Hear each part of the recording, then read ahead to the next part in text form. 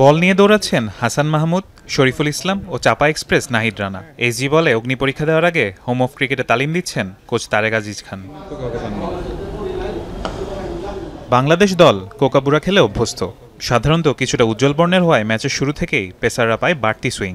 ভারত তাদের হোম সিরিজে নিজেদের দেশের হাতে তৈরি করা এসজি বল ব্যবহার করে। কোকাবুরার চেয়ে এই বল কিছুটা ভিন্ন। এসজি বলে খাড়া সিম দেখা যায়, কিছুটা ভারীও, বলের উজ্জ্বলতা ধরে রাখাও একটু কঠিন, যে কারণে ফিল্ডারদের বল নিয়ে বাড়তি ঘষামাজা করতে দেখা যায়। এসজির আরেক বিশেষত্ব এর সুইং। বল ইনিংসের শুরুতে সুইং না করলেও ৫-৬ ওভার পর সুইং শুরু হয়। বাংলাদেশের জন্য এটা অন্যরকম চ্যালেঞ্জ।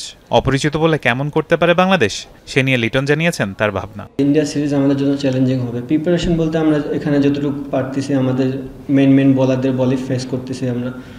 কিছুটা ডিফিকাল্টি তো আছেই, কারণ কোকাবুরা বলে যে বেসিক যে জিনিসটা সেটা হচ্ছে নতুন বলটা একটু ডিফিকাল্ট, পুরাতন বলটা খেলাটা ইজি। বাট এসজি বলে নতুন বলটা একটু ইজি, পুরাতন বলটা খেলাটা ডিফিকাল্ট। সো আমরা প্র্যাকটিস করতেছি, দেখা যাবে এখন কী হয়। একে একে নেটে বল করে গেলেন ইবাদত, শরীফুল হাসানরা।